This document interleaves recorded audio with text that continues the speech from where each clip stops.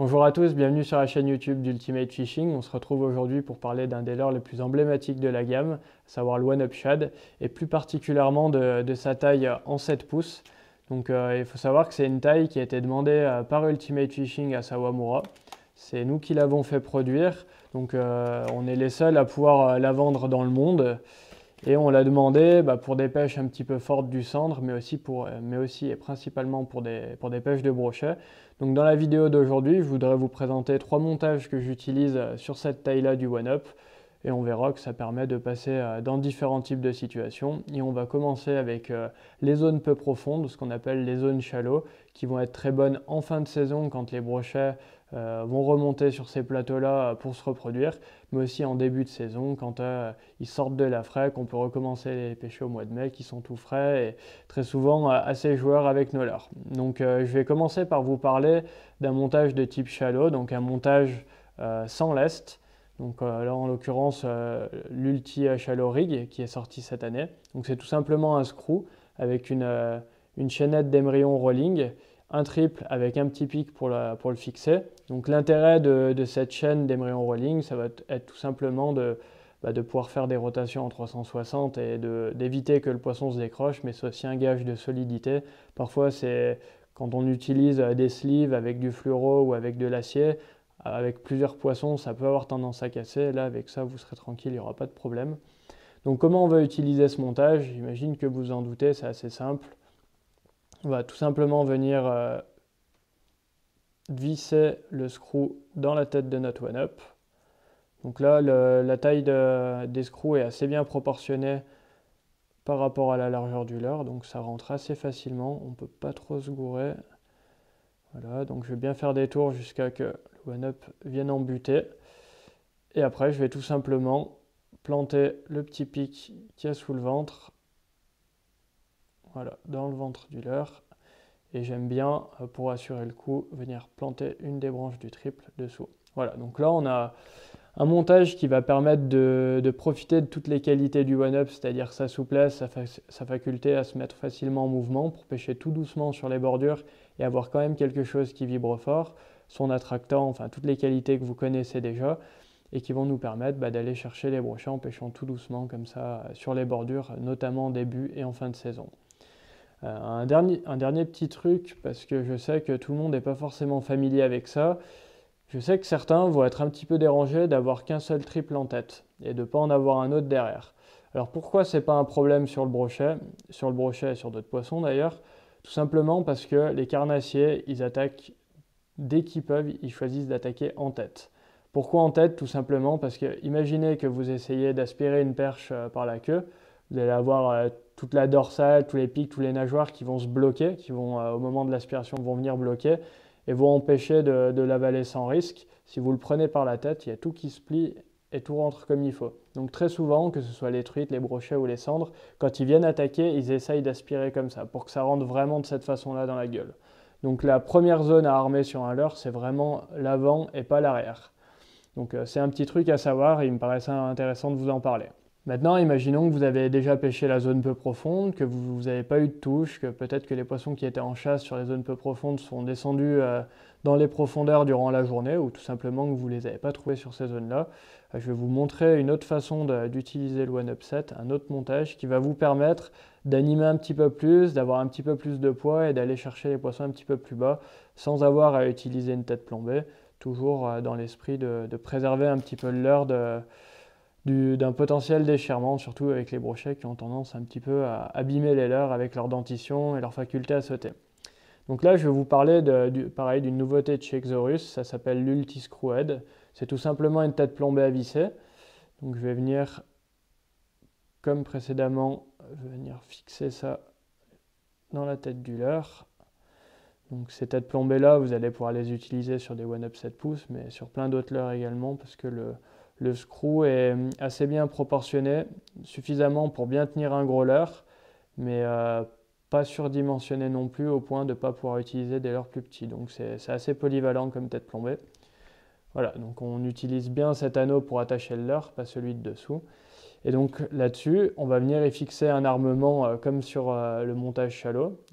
Et je vais tout simplement venir récupérer ma petite chaînette d'Emeryon Rolling avec au bout mon triple. Hop, donc j'ai pris une petite pince à anneau brisé et je vais venir ouvrir mon anneau brisé. Voilà.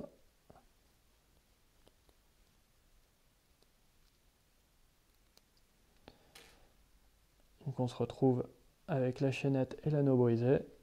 Je vais réouvrir et je vais me servir du petit anneau qui est dessous pour venir fixer ma chaînette et mon armement. Hop. Et comme tout à l'heure, voilà, on se retrouve un petit peu avec la même chose, c'est-à-dire un lest qui est cette fois en avant. Tout à l'heure, on n'avait pas de lest, là on a un lest en avant qui va nous permettre de faire chuter le leurre la tête la première, d'animer un petit peu, de faire rentrer un petit peu dans les herbiers ou tout simplement de suivre un cassant. Et après, je vais planter mon triple, comme tout à l'heure, hop, une branche à l'intérieur. Et voilà. Et là, on va pouvoir aller animer un petit peu plus, un petit peu jouer sur les nerfs du poisson. C'est une autre façon de pêcher. Et maintenant, je vais vous laisser en image avec un joli poisson pris par Yuen, justement, avec ce montage-là. Et on se retrouve juste après pour parler de ma dernière façon d'utiliser le One-Up Shad en 7 pouces. Bonjour à tous, je m'appelle Yuen. Aujourd'hui on se retrouve du coup sur le plan de la Hardwinnet. On va passer du coup un petit one-up en 7 pouces, monté sur un Ultiscrew en 7 grammes avec une petite palette histoire de ralentir la nage et de pêcher un peu plus lentement. Alors j'ai choisi cette couleur là vu que comme on peut le voir l'eau reste assez teintée. Il y avait pas mal de cyano du coup il y a quelques jours de ça. Donc un coloris un petit peu pétant comme ça qui va faire contraste, enfin qui va marquer un contraste par rapport à la couleur de l'eau. Donc voilà, c'est parti.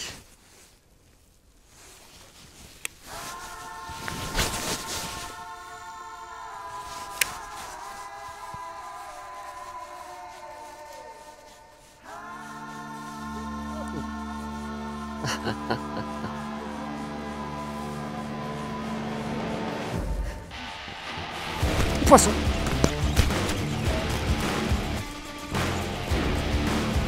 Il est beau.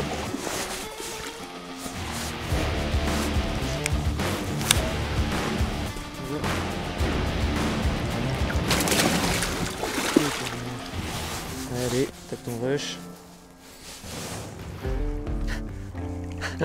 Bah la palette était pas au bon endroit.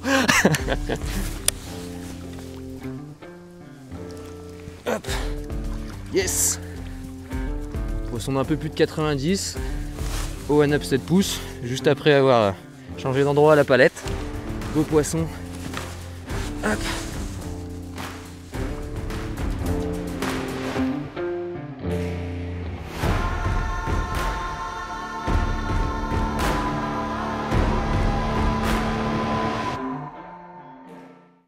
On se retrouve maintenant pour parler de pêche en texan.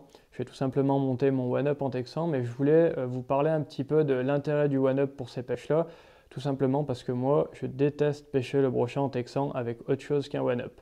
Je vous explique pourquoi. Très souvent, je trouve que pour pêcher le brochet, on a besoin très souvent de leurres souples avec une gomme assez dure. C'est ce qu'on trouve la plupart du temps sur le marché. Et le problème, c'est que quand on pêche en texan, donc avec ces hameçons-là, pour ceux qui ne connaissent pas, même si j'imagine que vous avez déjà tous entendu parler de ça, quand on utilise des leurres souples avec une gomme un peu raide, on va avoir besoin que le poisson appuie sur l'armement pour le faire sortir. Et plus la gomme va être raide, et plus elle va avoir du mal à sortir, et du coup on va se mettre à rater beaucoup de poissons. Du coup j'imagine que vous aurez compris l'intérêt du one-up pour cette pêche-là. C'est tout simplement qu'on a une gomme qui est tellement tendre que l'hameçon va avoir aucun mal à coulisser. Et du coup, ça va nous permettre de ferrer les poissons efficacement. Et personnellement, j'utilise les texans sur le brochet qu'avec des one-up, puisque sinon, je trouve que j'ai beaucoup trop de ratés. Donc, pour ceux qui ne connaissent pas comment on installe un leurre souple sur un hameçon texan, alors je vais tout simplement venir percer le leurre en tête, faire ressortir ma pointe de l'hameçon ici. Et puis après, je vais venir le faire coulisser normalement pour venir l'installer. Sauf qu'ici, j'utilise un texan avec un lest qui va me permettre de descendre un petit peu dans les obstacles. J'aime bien ça pour rentrer dans les herbiers. Donc là, je vais me contenter de le percer. Je vais ressortir et je vais tourner mon hameçon et je vais venir le planter dans le petit creux que je viens de créer avec la pointe de l'hameçon et je vais me retrouver dans cette position-là. Donc là, après, je n'ai plus qu'à avoir à regarder où est-ce que je vais venir planter mon hameçon pour qu'il vienne bien se présenter. Donc là, voilà, on voit que c'est à peu près sur la fin de la première section. Hop, je plante, je ressors bien au milieu et je viens l'installer. Et là, voilà, on a un one-up qui est bien monté en texan pour aller chercher les brochets qui pourraient se trouver dans les obstacles. J'aime bien repiquer légèrement la pointe à l'intérieur pour avoir quelque chose qui passe vraiment partout. Donc là, les texans que j'ai utilisés, c'est les Worm 126 de chez Decoy. J'aime bien ceux-là, comme je vous disais, pour la petite partie plombée qui va permettre vraiment de jouer avec le leurre pour rentrer dans les obstacles et aller chercher des poissons qui ne sont pas aptes à sortir. Parce que si les poissons étaient aptes à sortir, je ne m'embêterais pas à pêcher en texan. Je passerais tout simplement avec un hameçon exposé au-dessus et puis j'attendrai qu'ils viennent me cueillir. Mais des fois, ils ne le font pas malheureusement, donc il faut aller les agacer, il faut rentrer dans leur cache. Et dans ce cas-là, j'aime bien un texan, mais du coup, un texan plombé comme celui-là. Si vous utilisez d'autres modèles, sachez que pour bien armer un one-up 7 pouces, il vous faut un hameçon texan en 8.0. Donc voilà, j'espère que ces 3 montages ils vous permettront de bien bénéficier de toutes les qualités de cette taille-là du one-up. Si jamais il y a des choses que je n'ai pas abordées, des types de montages que vous effectuez sur le one-up et dont vous aimeriez nous parler, n'hésitez pas à nous laisser tout ça dans les commentaires et puis moi je vous dis à bientôt.